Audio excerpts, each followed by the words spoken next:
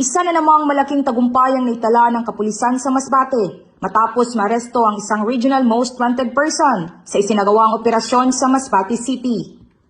Isinagawa ang operasyon ng pinagsanib na puwersa ng CIDG Masbate Provincial Field Unit bilang lead unit, katuwang ang Regional Intelligence Unit at Provincial Intelligence Unit 5 Masbate, 94th Special Action Company ng 9th Special Action Battalion, Masbate 1st Provincial Mobile Force Company at Masbate City Police Station.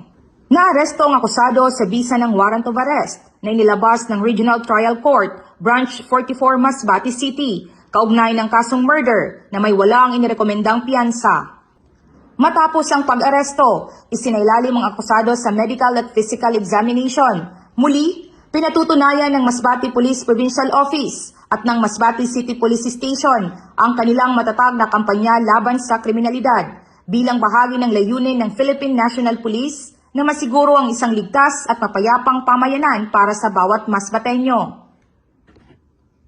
Ako po si Patrolwoman Franzen May E. de Mesa, nag-uulat para sa Police News Network at ito ang bagong PNP para sa bagong Pilipinas. Serbisyong mabilis, tapat at nararamdaman.